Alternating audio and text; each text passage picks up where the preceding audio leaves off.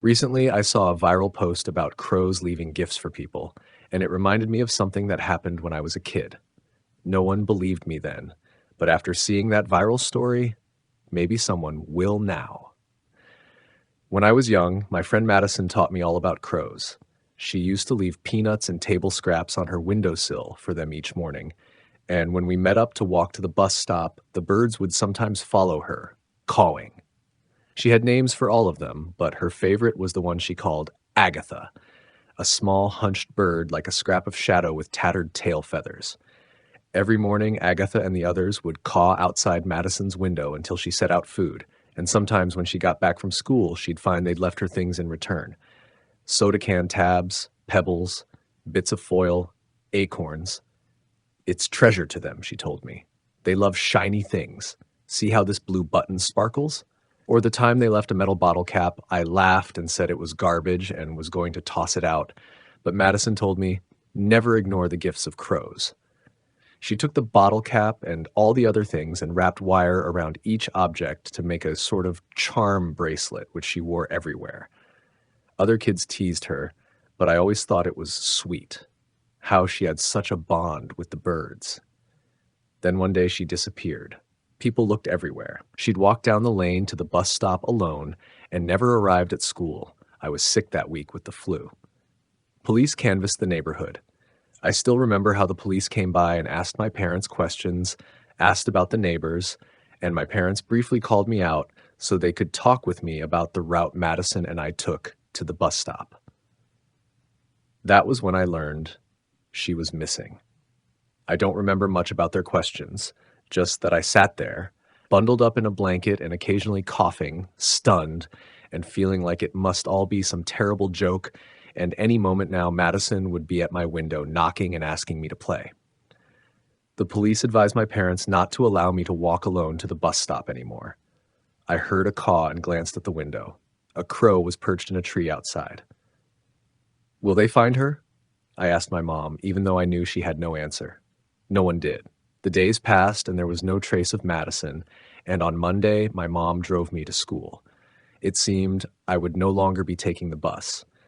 I convinced my mom to get some almonds, and I snuck over the small fence and up to Madison's window and put the almonds on the sill because I figured she'd want me to feed the crows while she was gone. I still kept hoping for her, though with each day that hope died a little more. I felt so incredibly sad. For the crows. For Madison. About a week after her disappearance, I found a penny and an acorn there on the sill, and I tucked them into my pocket. Caw! A ragged black bird perched on the fence watching me. Its beak opened and it cawed again. I'm sorry she isn't here to feed you. Caw. I'll try to feed you when I can. The bird's head cocked, one shiny black eye regarding me, and then it suddenly flew away. The next morning there were no new gifts, but the crow with ragged tail feathers was there. The bird got incredibly close, seeming to try to look me right in the eye. I heard Madison's voice in my head, all those crow facts she used to spout. They're so much smarter than people. They can remember human faces and they gossip if there's a bad human, and they all warn each other. And suddenly a shiver ran down my spine, an idea needling its way into my brain.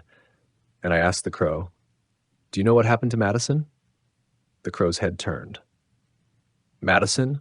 I repeated. Crows could learn words. They were good mimics. I'd never heard any of Madison's crows talk, but they watched her all the time, heard me and others call her name. Madison, I said again. The bird suddenly flew away from me, only to perch in the branches of a tree and caw. My heart pounded. The crow was leading me someplace. It was a cold, damp November day. The clouds hung low and heavy in the sky. Mom would worry if I was gone too long, but I didn't care. I hurried over the wet leaves and into the woods. Nothing mattered except finding Madison, whether she was alive or... I didn't want to think about it, but it had been a week by that point. The crow with ragged tail feathers flew off every time I neared its perch, drawing me gradually deeper into the dark woods.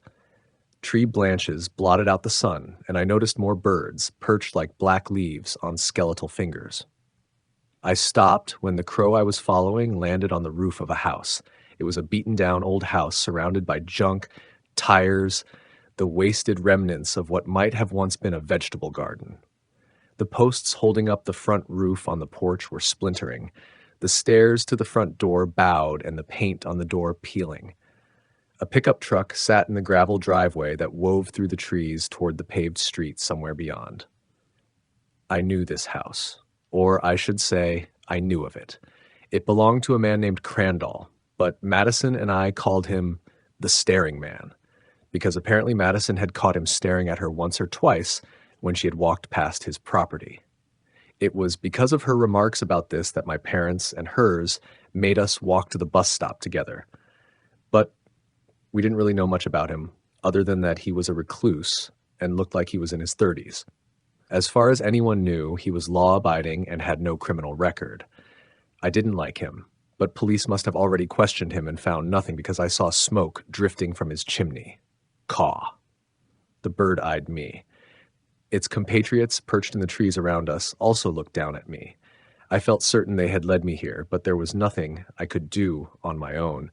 So I rushed back home and burst through the front door and announced to my parents that I knew who'd taken Madison.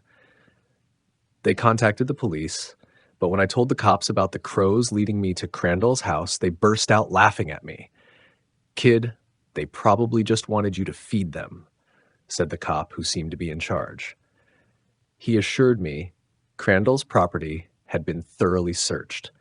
My parents apologized for wasting their time, and after I retreated to my room, I heard them all speaking in hushed voices about how kids work through this stuff in their own ways.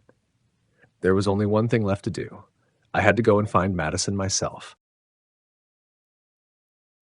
The next day was a Saturday, and my parents usually slept in on weekends, meaning I'd have at least a few hours before they'd come searching for me.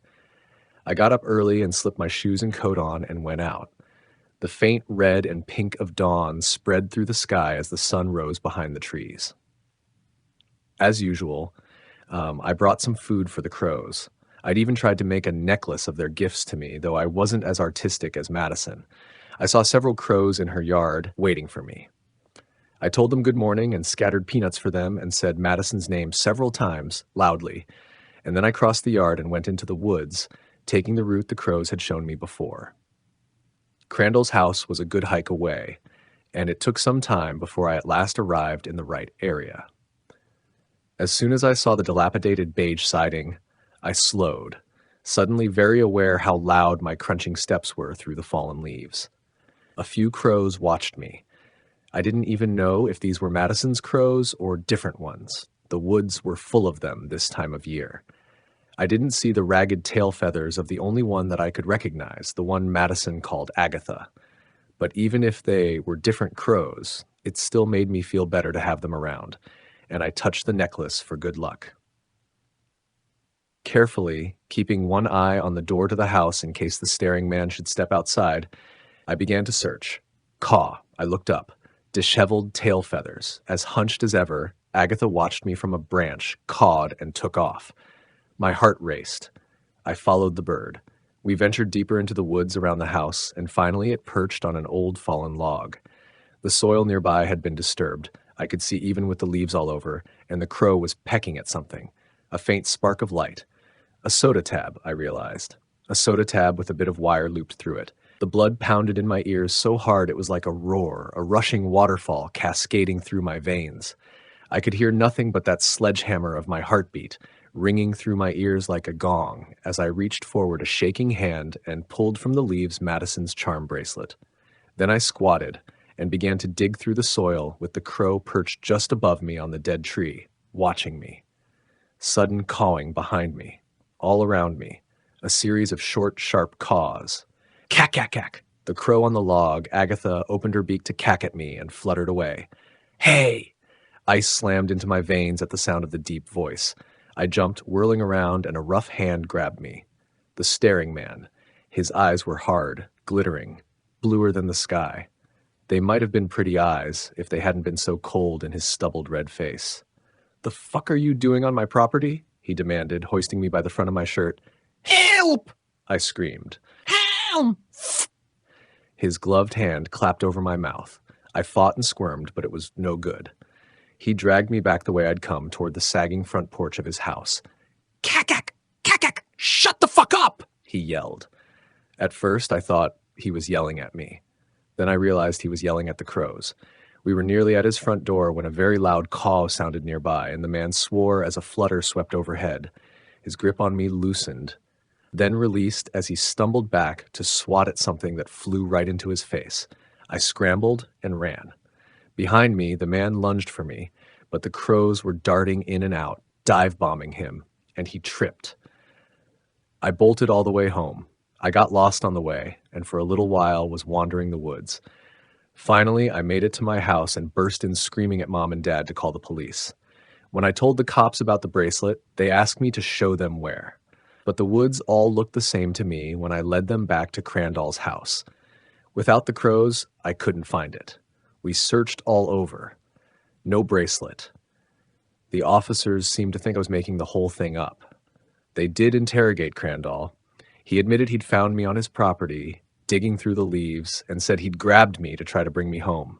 He also added that I was a nuisance and that he wanted a restraining order to keep me and other kids off his land. From the trees above, the crows watched, and they watched as my parents took me home. I locked myself in my room and cried into my pillow all night because nobody believed me, which meant Madison's disappearance would forever remain unsolved.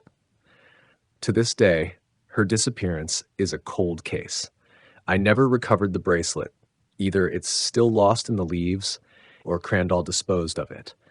I know that's not a happy ending. Like I mentioned at the beginning, no one believed me back then about the crows. Madison was right, though, about their gifts. The birds don't bring trash. They are very judicious in the gifts they select. And I know this because a couple of days after the incident with Crandall, I was sitting outside, moping at her window, and the crows brought me a gift to make me feel better. Caw. I wiped the tears from my eyes and saw, through my blurry vision, that they'd left something on the sill. At first it looked like a pair of misshapen marbles, each mostly white with a splotch of blue bright as the sky. Long red tails dangled from the gloppy things, and as my teary vision cleared, I gasped. Eyes. Human eyes. I flushed them down the toilet so the birds would not be blamed. Since then, I keep every one of their gifts, each precious charm worn around my neck like a blessing.